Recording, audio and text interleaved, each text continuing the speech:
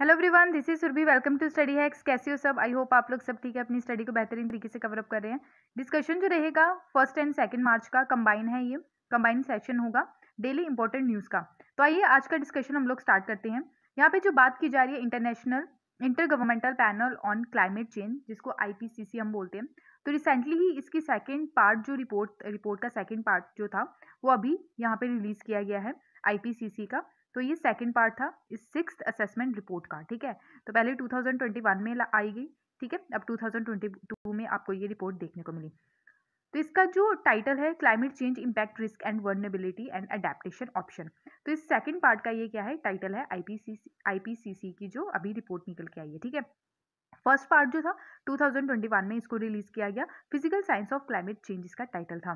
तो उसमें बोला गया कि 1.5 डिग्री सेल्सियस वार्मिंग होगा। ठीक है, इसको अचीव करना है 2040 तक का। ठीक है, तो थर्ड एंड फाइनल जो रिपोर्ट का जो पार्ट रहेगा वो 2022 में देखने को मिलेगा, अप्रैल मंथ में इसी ईयर के। इंपॉर्टेंट ऑब्जर्वेशन की अगर बात करें इस रिपोर्ट की, तो पॉपुलेशन का जो रिस्क देखने को मिल रहा है, क्योंकि सबसे ज़्यादा पॉपुलेशन अब चाइना में, उससे दूसरे नंबर पर हमारी कंट्री है।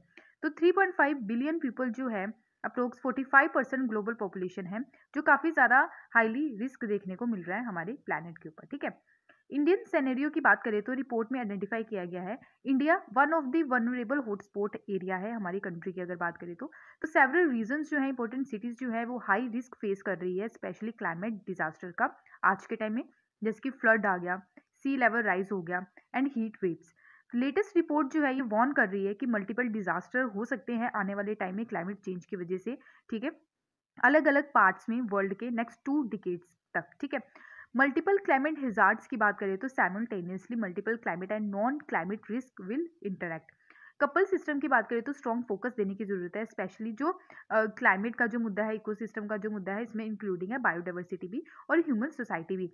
हेल्थ का इम्पैक्ट जो पड़ रहा है स्पेशली क्लाइमेट चेंज की वजह से, ये काफ़ी ज़्यादा इंक्रीज हो रहा है वेक्टर बोर्न। ठीक है, और वाटर बोर्न डिजीज इसकी वजह से, जैसे मलेरिया हो गया, डेंगू हो गया, पर्टिकुलरली सब ट्रॉपिकल रीजन में एशिया के। ज़रूरी है होलिस्टिक चेंजेस लाने की, प्रॉपर प्लान लेके चलना, ताकि हम क्लाइमेट चेंज का जो इशू है उसको टैकल कर सकें।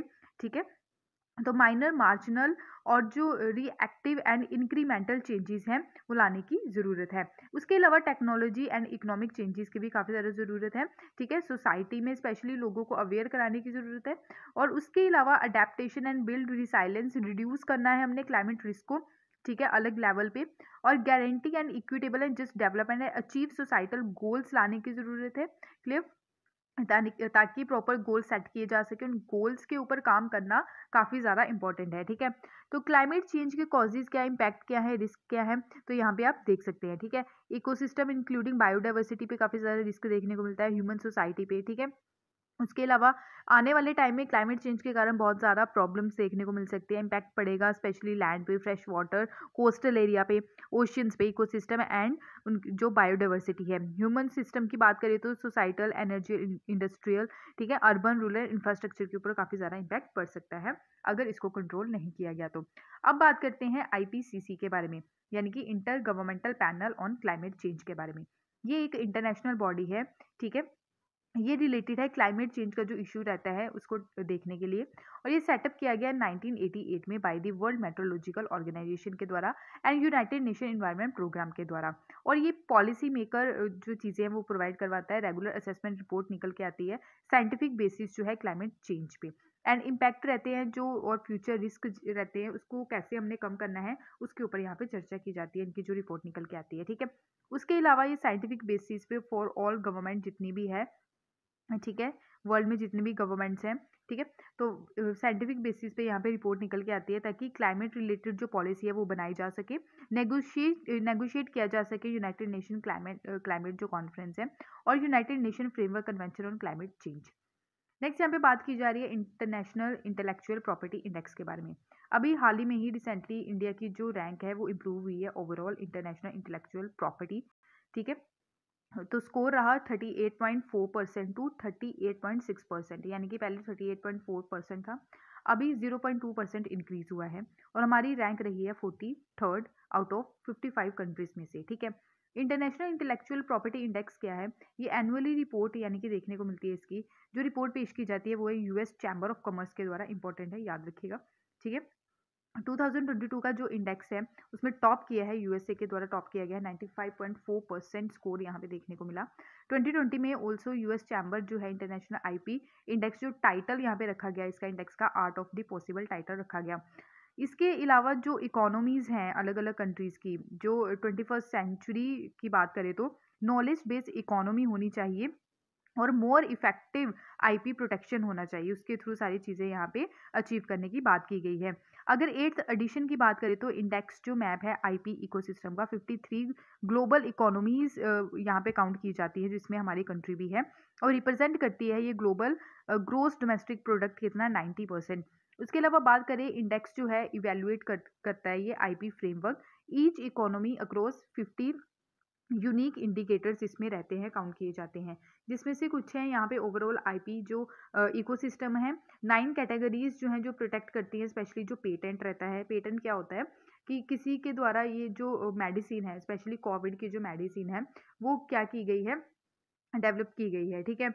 तो उसका जो पेटेंट मिलेगा यानी कि 20 साल तक पेटेंट रहता है, उसके बाद जेनेरिक मेडिसिन यहाँ पे बनाई जाती है उसी के अकॉर्डिंग। पेटेंट वाली जो रहती है ना मेडिसिन, काफ़ी ज़्यादा महंगी रहती है, ठीक है। फिर कॉपीराइट की बात आ जाती है, trademark, design right, trade secret, ठीक है, और commercialisation of IP address, enforcement, systematic efficiency, membership and ratification of international treaties, ठीक है। यूएस चैम्बर ऑफ कॉमर्स के बारे में बात करें, आखिर ये होता क्या है? ये वर्ल्ड लार्जेस्ट बिजनेस फेडरेशन है जो रिप्रेजेंट करता है मोर देन 3 मिलियन बिजनेसेस को, ऑल साइजेस के, सेक्टर्स के एंड रीजन के। उसी के साथ स्टेट एंड लोकल जो चैम्बर्स एंड इंडस्ट्री एसोसिएशंस रहती हैं उसको भी यहाँ पे काउंट करके चलता है। ग्रुप जो है ये फाउंड किया गया 1912 में out of local chamber of commerce, ठीक है, जो प्रेसिडेंट विलियम हॉवर्ड थे, थेफ्ट, ठीक है, और secretary of chamber and labour Charles Nagel, ठीक है, तो मिलकर यहाँ पे इसको बनाया गया। इंडियन गवर्नमेंट अगर इनिशिएटिव देखे स्पेशली इंटेलेक्चुअल प्रॉपर्टी राइट्स के बारे में, तो प्रोटेक्शन की बात की जाती है यहाँ पे, तो इंडियन पेटेंट एक्ट 1970 का यहाँ पे निकल के आया, गवर्नमेंट के द्वारा यहाँ पे बनाया गया। National intellectual property right policy निकल के आई 2016 में। इंडिया जो है ऑल्सो मेंबर है, इंपॉर्टेंट जो है, वर्ल्ड इंटेलेक्चुअल प्रॉपर्टी ऑर्गेनाइजेशन, जिसको हम वीपो बोलते हैं, ठीक है। इसके बारे में पढ़िएगा, ये कब फाउंड की गई, ये काफ़ी ज़्यादा इंपॉर्टेंट है, इसके हेडक्वार्टर बताइएगा। एडमिनिस्टर जो किया जाता है international treaties and convention related IPRs, ठीक है, यानी कि इंटेलेक्चुअल प्रॉपर्टी राइट्स प्रोटेक्शन की यहाँ पे बात की जाती है।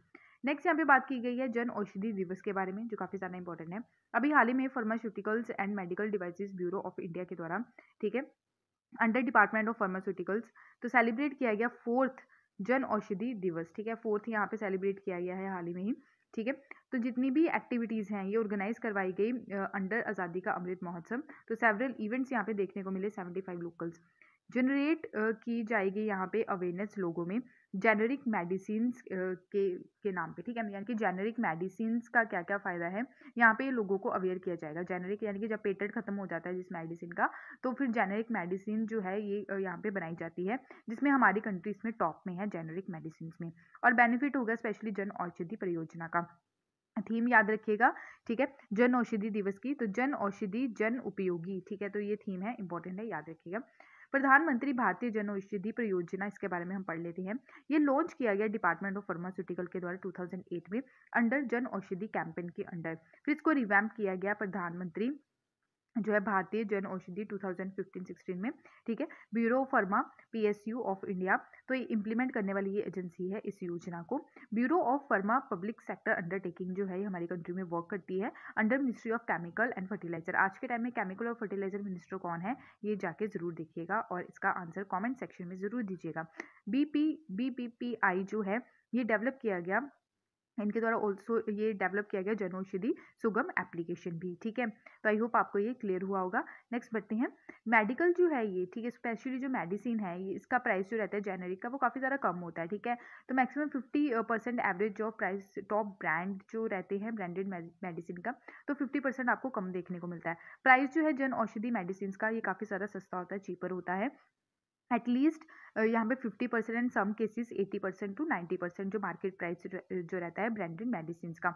ऑब्जेक्टिव क्या है इसका कि ये अवेलेबल होना चाहिए, यानी कि मेडिसिन जो है सस्ती मिलनी चाहिए लोगों को, कंज्यूमेबल होनी चाहिए, सर्जिकल आइटम्स जो रहती है अफोर्डेबल प्राइस होना चाहिए फॉर ऑल। पॉपुलराइज की बात करें, स्पेशली पॉपुलर करना है जेनरिक मेडिसिन को अमंग द मासेस। इंश्योर करना है कि इजी अवेलेबल हो ये, स्पेशली मेंस्ट्रुअल जो हेल्थ सर्विसेज हैं, जन औषधि सुविधा, जो सैनिटरी नैपकिन यहाँ पे बनाए गए जितने भी वुमेन्स हैं, ठीक है। जनरेट करेगा ये एम्प्लॉयमेंट एक पर्टिकुलर रीजन में, ठीक है, और एंगेज करेगा इंडिविजुअल एंटरप्रेन्योरशिप, और ओपन किया जाएगा हर एक रीजन में प्रधानमंत्री जो जन औषधि जो केंद्र हैं, ठीक है। जन औषधि केंद्र यहाँ पे आप देख सकते हैं, तो ये सेंटर्स जो है यहाँ पे जेनरिक मेडिसिन की क्वालिटी अवेलेबल रहेगी, ठीक है, जितने भी सिटीजन्स रहेंगे हमारी कंट्री में। तो ब्यूरो ऑफ फार्मा पीएसयूज जो है हमारी कंट्री के, ये सपोर्ट करवाता है जन औषधि केंद्र at the part of PMBJP, ठीक है। तो यहाँ पे आप देख सकते हैं गवर्नमेंट जो है उनके द्वारा टारगेट भी सेट किए गए कि हमने इंक्रीज करना है नंबर ऑफ प्रधानमंत्री जो भारतीय जनौषधि केंद्र हैं, ठीक है। 2025 तक के टारगेट रखे हैं, तो 10,500 यहाँ पे केंद्र सेटअप किए जाएंगे 2025 तक, ठीक है। तो यहाँ पे 31 जनवरी 2022 में नंबर ऑफ स्टोर्स यहाँ पे इंक्रीज हुए 8,675। प्रोडक्ट बास्केट की अगर बात करें स्कीम के अंडर, तो इसमें 1,451 ड्रग्स और 240 सर्जिकल इंस्ट्रूमेंट्स यहाँ पे इंक्रीज किए गए, ठीक है। करंट फाइनेंशियल ईयर की बात करें 2021-22 की 31 जनवरी तक की, ठीक है, 2022 में, तो यहाँ पे जो सेल्स किए गए 751.42 करोड़, जो सेविंग रही approximately 4,500 crore to the citizens. Scheme की बात करें ऑल्सो गुड सोर्स है ये सेल्फ एम्प्लॉयमेंट का और सस्टेनेबल एंड रेगुलर अर्निंग का। एवरेज सेल्स की बात करें पर स्टोर पर मंथ तो ₹1.50 lakh including over the counter and other product as per the survey. Over the counter refer करता है medicine can be bought without the prescription. Next यहाँ पे बात की गई है one rank and one pension की। तो ये अभी न्यूज़ में है क्योंकि रिसेंटली ही सुप्रीम कोर्ट के द्वारा बोला गया है सेंटर को कि जो आर्म फोर्सेस के द्वारा जो बेनिफिट लिए गए हैं one rank one pension policy के, तो उसका जो ब्यौरा है उसका डाटा जो है उनको सबमिट करवाए, ठीक है।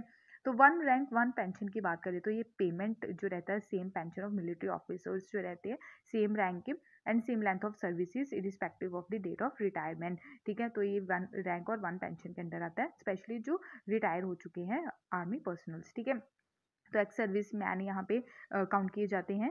स्पेशली यहाँ पे यूज़ किया जाता था पहले पे कमीशन रिकमेंडेशन यहाँ पे दी गई थी उनकी, ठीक है। उत्तर प्रदेश पंजाब जो है highest number of one rank one pension beneficiaries रहे हैं, ठीक है। आर्म फोर्सेस पर्सनल से रिटायर जो हुए हैं 30 जून 2014 के बाद उनको यहाँ पे कवर किया गया है, ठीक है। तो इम्प्लीमेंट जो है स्कीम का ये रिकमेंडेशन रही खुशहाली कमेटी, याद रखिएगा, ठीक है। तो यहाँ पे 10 मेंबर कमेटी थी, पार्लियामेंट के द्वारा ये कमेटी सेटअप की गई थी। चेयरमैन जो चेयरमैनशिप थी भगत सिंह खुशहाली। तो आज के टाइम में ये कौन सी स्टेट के गवर्नर हैं? भगत सिंह खुशहाली, बताइएगा, ठीक है। तो काफ़ी ज़्यादा इंपॉर्टेंट है। नेक्स्ट यहाँ पे बात करते हैं कि वन रैंक वन पेंशन के बारे में। तो यहाँ पे फाइनेंशियल एडमिनिस्ट्रेटिव और लीगल यहाँ पे चीज़ें रखी गई हैं। 7th पे कमीशन निकल के आया था 2016 में, ठीक है। तो यहाँ पे जो पेंशन है मिलिट्री पर्सनल्स के लिए जो रिटायर हो चुके हैं, ठीक है, जो रैंक जिनका सेम है, तो ये सारी जो मैंने आपको अभी बताई सब कुछ लिखा है यहाँ पे।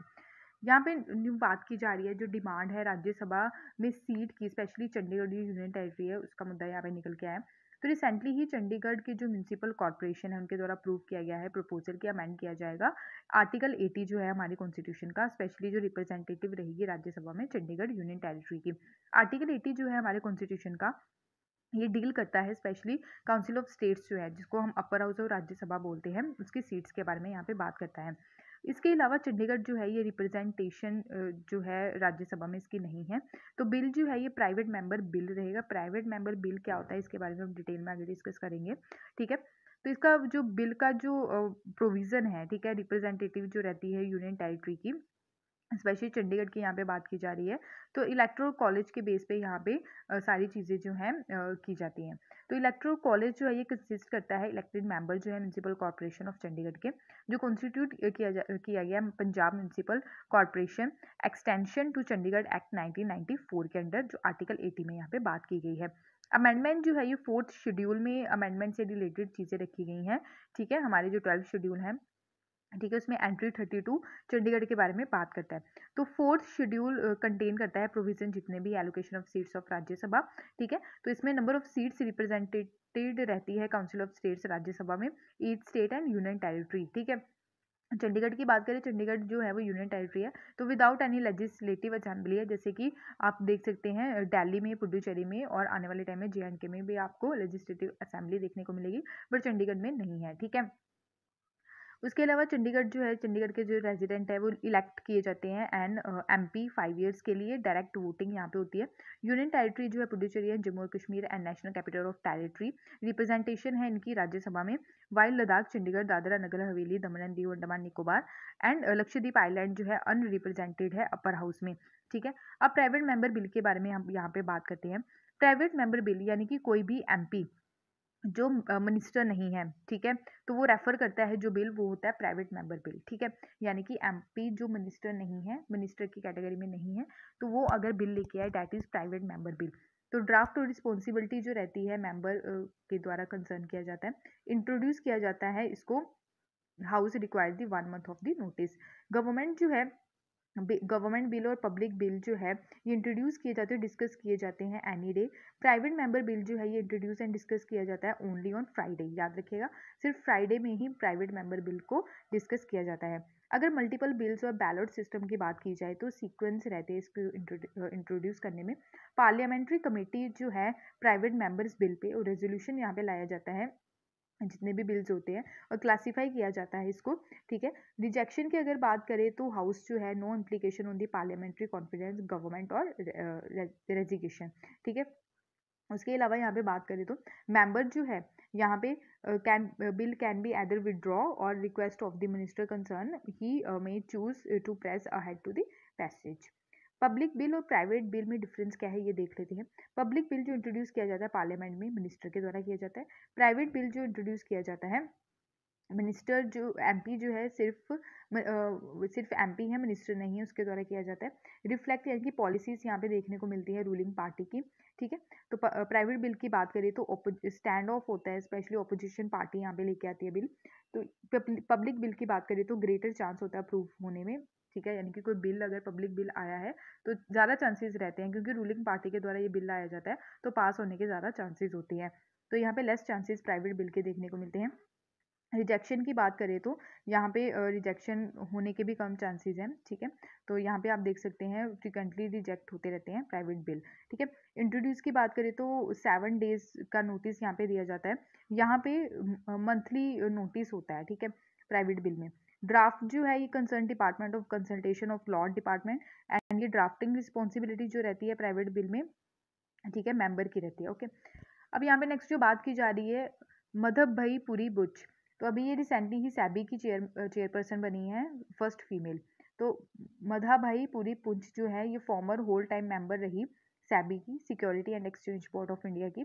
तो अभी न्यू चेयरपर्सन इनको अपॉइंट किया गया है सैबी का। ठीक है, तो ये फर्स्ट वुमेन है जो हेड करेगी मार्केट रेगुलेटर, और इनकी पोजीशन जो है 3 इयर्स तक ये इस पोजीशन को हेल्ड करके चलेंगी, होल्ड करके चलेंगी। अर्लियर 2022 में सैबी के द्वारा लॉन्च भी किया गया था सारथी, एक मोबाइल ऐप इन्वेस्टर एजुकेशन के लिए। सैबी जो है ये स्टैट्यूटरी बॉडी है, यानी कि पार्लियामेंट के द्वारा यहाँ पे पर्टिकुलर लॉ से क्रिएट किया गया है। ठीक है, कॉन्स्टिट्यूशन बॉडी नहीं है, नॉन कॉन्स्टिट्यूशन बॉडी है जो सेटअप की गई पार्लियामेंट के द्वारा। इस्टेब्लिश इसको किया गया 12 अप्रैल 1992 में। प्रोविजन जो है security and exchange board of India act लाया गया 1992 का। बेसिक फंक्शन जो हैं सैबी के, ये प्रोटेक्ट करते हैं स्पेशली जो इन्वेस्टर्स के से रिलेटेड जो इंटरेस्ट रहता है। ठीक है, उसको प्रोटेक्ट करने की बात करते हैं, सिक्योरिटीज एंड प्रमोट करते हैं एंड रेगुलेट करते हैं सिक्योरिटी मार्केट्स को। हेडक्वार्टर सैबी के जो सिचुएटेड है वो मुंबई में है, एंड रीजनल ऑफिसेज आपको अलग अलग एरिया में देखने को मिलेंगे, जैसे कि अहमदाबाद, कोलकाता, चेन्नई एंड दिल्ली। हेडक्वार्टर मुंबई में। ठीक है, तो रीजनल ऑफिस ये रीजनल ऑफिसेज जो हैं ये फिर से ये इसको ना कट कर दीजिएगा। ठीक है, रिपीट हो गया है। बैकग्राउंड की अगर बात करें कि सैबी से पहले अगर कोई थी एजेंसी जो इस चीज़ को रेगुलेट करती थी, जी हाँ थी। सैबी आने से पहले यहाँ पे रेगुलेटरी अथॉरिटी यानी कि कैपिटल इशू कंट्रोल एक्ट 1947 लाया गया था। ठीक है, before SEBI came into existence, controller of capital के द्वारा इशू किया गया था रेगुलेटरी अथॉरिटी इस एक्ट के 1947 एक्ट के तहत। अप्रैल 1988 में सैबी को कॉन्स्टिट्यूट करने की बात की कि एक रेगुलेटरी बॉडी होनी चाहिए इसकी। ठीक है, कैपिटल मार्केट में इन इंडिया। तो अंडर रेजोल्यूशन लाया गया गवर्नमेंट ऑफ इंडिया के द्वारा। इनिशियली सैबी जो है ये नॉन स्टैट्यूटरी बॉडी थी without any statutory power became autonomous and given statutory power by the SEBI Act 1992. SEBI का जो स्ट्रक्चर है वो यहाँ पे चेयरपर्सन रहते हैं, सेवरल अदर होल मेंबर्स रहते हैं और पार्ट टाइम मेंबर्स भी यहाँ पे देखने को मिलते हैं। यहाँ पे वेरियस कमेटीज अपॉइंट की जाती हैं। SEBI also appoint various committees ताकि जो इश्यूज रहते हैं उसको टैकल किया जा सके। सिक्योरिटी अपीलेट ट्राइब्यूनल भी होता है, ट्राइब्यूनल यानी कि एक तरह का कोर्ट होता है, ये भी यहाँ पे सेटअप किया जाता है अगर कोई भी इंटरेस्ट से रिलेटेड यहाँ पे इशू देखने को मिले। ठीक है, उसके अलावा प्रिजाइडिंग ऑफिसर रहता है और 2 अदर मेंबर्स रहते हैं और सेम पावर्स रहती है जैसे सिविल कोर्ट की होती है। ठीक है, तो यहाँ पे आप देख सकते हैं जो काफ़ी ज़्यादा इंपॉर्टेंट है। पावर एंड फंक्शन की बात करें तो सेबी जो है quasi legislative and quasi judicial body है। ठीक है, यहाँ पे रेगुलेशन ड्राफ्ट किए जाते हैं, इंक्वायरी की जाती है और पास किया जाती है रूलिंग। ठीक है, पेनल्टीज अगर कोई भी केस जो है कोई साबित हो गया है किसी के ऊपर क्राइम, तो यहाँ पे पेनल्टीज भी लगाई जाती है। ठीक है, तो ये 3 कैटेगरीज हैं जो फंक्शन की जाती है सेबी के द्वारा। इशूअर हो गया, ठीक है, इन्वेस्टर्स हो गया, इंटरमीडिएटरीज हो गया। ठीक है, तो यानी कि मार्केट प्लेस जो provide by the providing a market place in which issuer increase their जो फाइनेंस वगैरह रहता है। ठीक है, इन्वेस्टर की बात करें जो सेफ्टी एंड सप्लाई की बात करते हैं। इंटरमीडिएटरीज की बात करें तो competitive professional market for intermediaries यहाँ पे बात की जाती है। ठीक है, तो यहाँ पे क्वाज़ाई जुडिशियल, क्वाज़ाई एग्जीक्यूटिव और क्वाज़ाई लेजिस्लेटिव, तो ऐसे जो पावर्स हैं सेबी के अंडर आती हैं। तो ये थे इंपॉर्टेंट करंट अफेयर्स 1 और 2 मार्च के। ठीक है, तो आई होप आपको ये सारी चीज़ें क्लियर हुई होंगी। पीडीएफ आप टेलीग्राम से जाके कलेक्ट कर लीजिएगा, इंस्टाग्राम पे भी आप फॉलो कर सकते हैं। अगर वीडियो पसंद आई तो प्लीज़ लाइक शेयर सब्सक्राइब जरूर कीजिएगा। Thank you for watching my video. जय हिंद।